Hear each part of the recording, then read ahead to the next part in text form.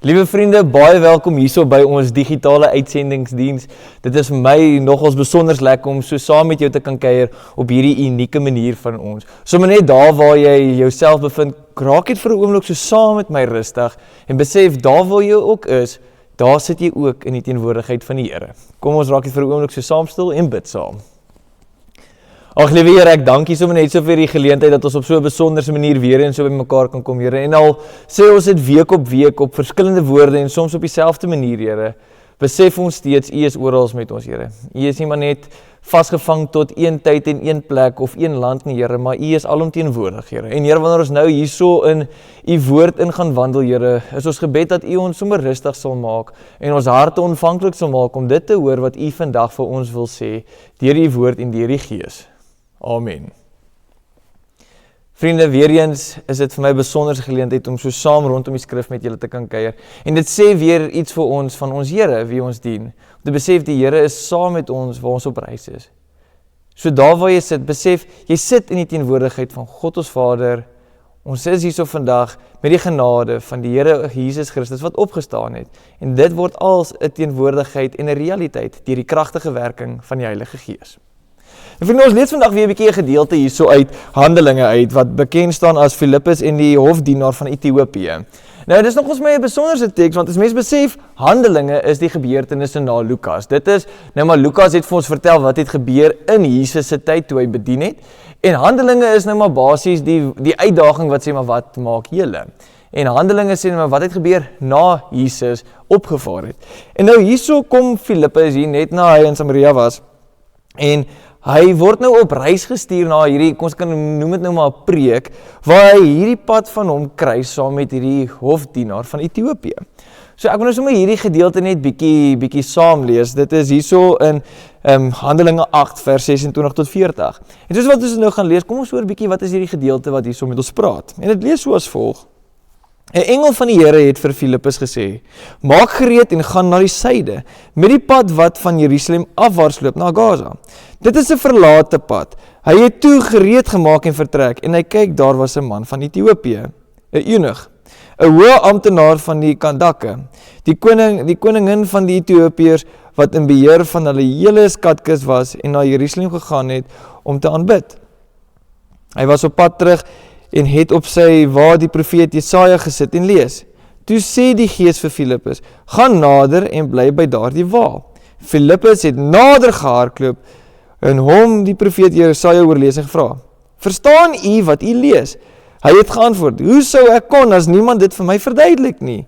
En Filippus genooi om op die wa te klim en by hom te kom sit. Die skrifgedeelte wat hy besig was om te lees was, soos 'n skaap is hy ter slagting gelei en soos 'n lam wat stom is voor sy skeerder. So maak hy sy mond nie oop nie. In sy vernedering in regspraak hom ontneem en wie sal die nageslag kan opnoem? Want sy lewe word van die aarde weggeneem. Die enig sê toe vir Filippus, ek vra jou van wie sê die profeet dit? Van homself of van iemand anders? En Filippus begin praat en vanuit hierdie skrifgedeelte die evangelie van Jesus aan hom verkondig. Langs die pad kom hulle by 'n plek waar daar water is. Die enig sê toe, kyk, water! Wat verhoed dat ek gedoop word? Hy het opdrag gegee dat die wa moet stilhou en hulle het albei afgeklim tot in die water. Filippus sowel as die enig het hy hom gedoop. Toe uit die water het hy opgeklim en het die Gees van die Here Filippus weggeneem en die enig het hom nie meer gesien nie, maar hy het sy reis met blydskap voortgesit. Filippus egter is na Ashdod gevind, en soos wat hy rondgereis het, het hy die evangelie in al die stede verkondig, totdat hy in Caesarea aangekom het. En dit is nogals vir my 'n interessante gedeelte, want ek wil dit gou 'n bietjie terugbring na 'n moderne beeld, en dink jy jouself weer 'n bietjie in by 'n troue. Daar die antwoord van ja. Ek het al baie by troues gestaan, en dan hoor 'n mens hierdie antwoord van ja, ek wil. En dit is dan nie net die troudag wat spesiaal is nie, maar dit is daai herinnering van wat gebeur as dit die dag moeilik raak? Wat gebeur die dag as ons wonder? Dan moet dit jou terugvat na daai ja, ek wil antwoord toe.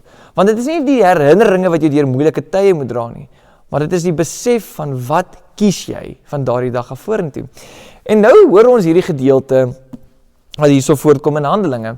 En ons het hierdie Sondag die geleentheid om saam met iemand op sy geloofspad en reis weer te gaan staan en te besef, hoorie, maar hy as 'n volwasse word nou gedoop, nie weer gedoop nie, hy as volwasse word gedoop, en hy bely sy geloof. En dit is daardie woorde wat weer voortkom van ek glo.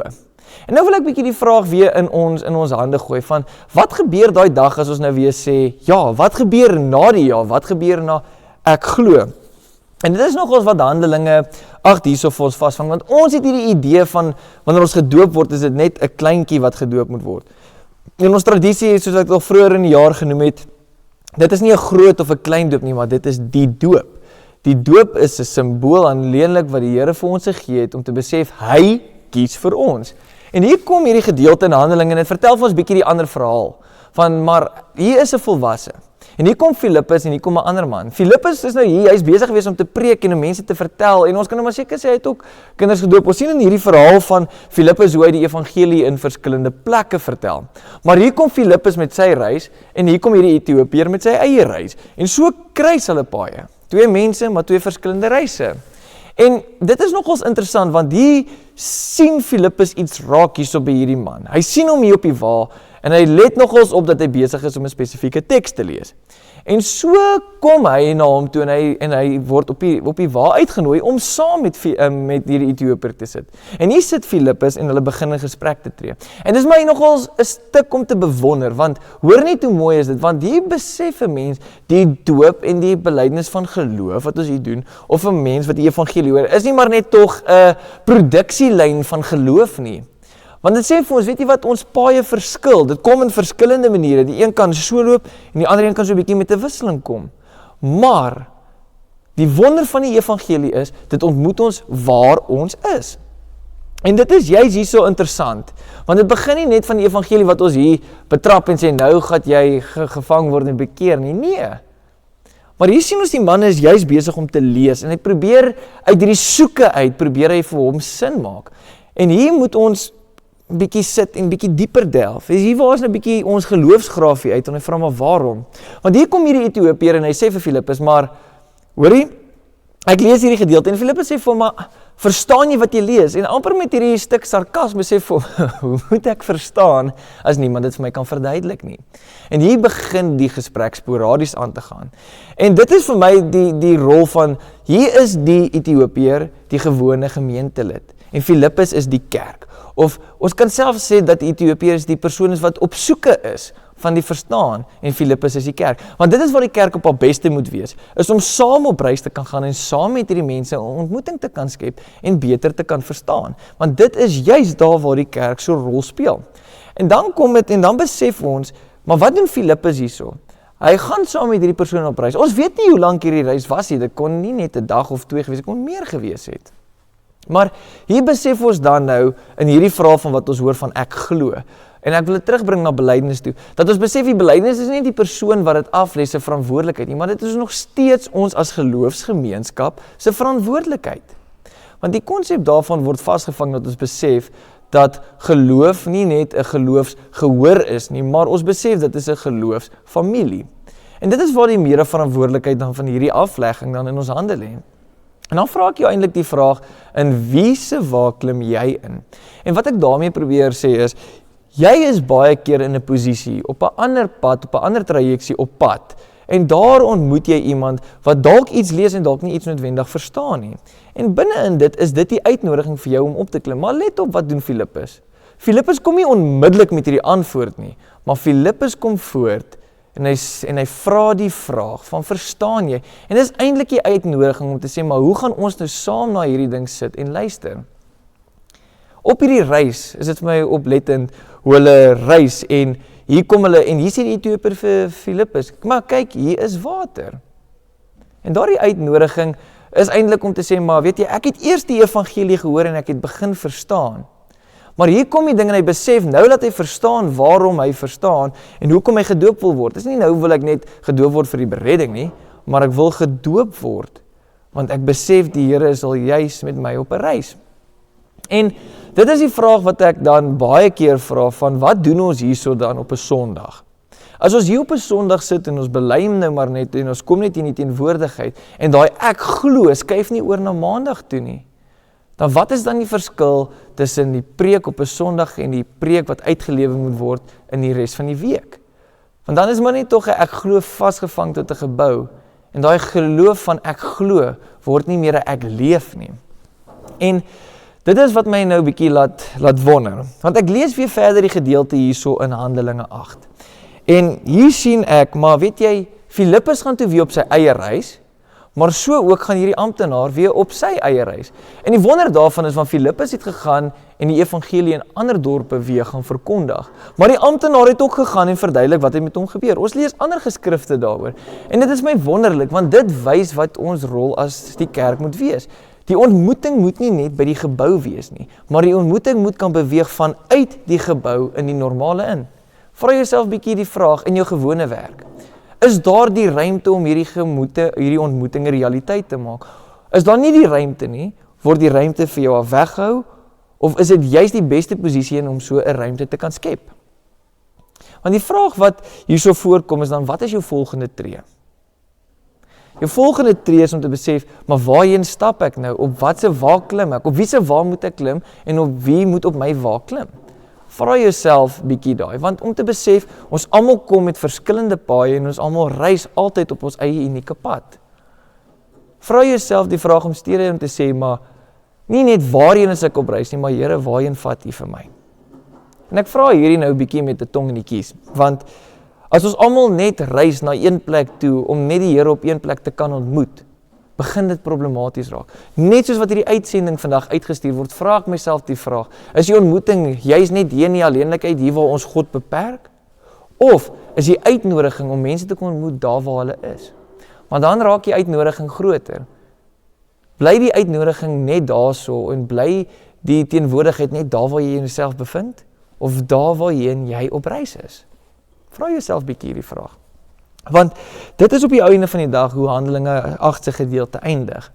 Want dis ja, maar die paai verskil en ons almal loop na ander plekke toe. Maar dit beteken nie as ons na ander plekke toe loop dat daar 'n stuk godsverlatenheid is nie, maar dan moet 'n stuk godsontmoeting wees. So wanneer ons Sondag die geleentheid het om saam met iemand hulle belydenis van geloof te vier, is dit nie net hulle belydenis wat ons weer vier nie, maar dit is weer ons almal waar ons in 'n kollektief saam sit en sê, maar Here, ek besef ook hoekom het ek hierdie gedoen. Wees ook saam met my op hierdie ontmoetingsreis, sodat ek nie net hierdie vasgevangheid van ontmoeting kan hou tot een plek nie, maar dat ek besef, van hier af moet ek uitbeweeg, om daai ontmoeting by ander, op my manier, op my plekke, wat nie net vasgevang is tot een plek nie, 'n realiteit te kan maak. Soms sê ons, ja, maar ek werk in konstruksie, of ja, ek werk in die bank, of ja, ek werk hier of daar, of by die kerk of by die skool. Dis nie noodwendig altyd so maklik soos wat dit by ander plekke is nie. Soms is dit arrogant om te sê, om te besef, maar waarom hou ek die goeie werk en woorde van die Here weg? As ons kan getuig en bely dat die Here oralste is, waarom en hoekom wil ons hom nie altyd oralste bekend maak nie? Ek lees hierdie gedeelte en ek besef, hier is 'n Ethiopiese man op sy reis op pad op 'n wa. Die ontmoeting, dink ons is nie moontlik nie, maar die ontmoeting is 'n werklikheid daar. As dit op die wa kan gebeur, mag dit vir ons die uitnodiging wees om te sê, maar Sondag is verby. Maar Maandag moet hierdie ek glo begin lewe. Amen. Ag liewe Here, soos wat ons net vandag hierso weer sit en ons besef iets van U koninkryk wat hierso realiteit word in die gedeelte van Handelinge, Here. Is my gebed ook vandag dat U saam met ons elkeen op reis sal wees, Here. En ons weet dit en ons hoor dit, Here. En soos wat ons al keer op keer Sondag in hierdie gebou gesê het, die lewe is soos 'n bootreis. Die diepte van die water en die hoogte van die golwe verskil op hierdie reis. Maar mag ons weet dat die konstante in hierdie reis U is, Here. Here, mag U ons vul met die vrymoedigheid om hierdie ontmoeting wat U in ons lewens maak, 'n realiteit te kan raak, nie net in die gebou van 'n kerk nie, maar Here, om te besef, die kerk verlaat die gebou keer op 'n Sondag, Here. Mag ons besef, die kerk word in die wêreld ingestuur, het sy daar waar ons werk, Here, waar ons skool gaan, waar ons op universiteit is, waar ons in nood verkeer, Here. Mag ons besef, dit is waar die kerk is. Here, so lees ons hierdie verhaal en ons sien die wonder wat Filippus gedoen het, Here. Vul ons met daardie waagmoed om dieselfde te kan doen, Here. Maar nie in 'n arrogante manier, Here, maar om te besef dat ons eers met die mense op reis is, dat ons kan verstaan waarmee hulle worstel, dat ons saam kan leer. Nie om die persoon te kan lei en die antwoord te kan gee om na ons toe te kom nie, maar om hierdie antwoord te kan gee om nader aan U te kan en mag beweeg. Amen. Vriende, mag jy in hierdie week uitgaan en met die gerusheid gaan en besef, die Here jou God is met jou. Vriende, soos wat ons hierso in die kerk sit keer op keer, en ons bely en ons stuur die seën uit, mag jy hierdie seën met oop arms ontvang, wat hier vasgevang word in Numeri 6.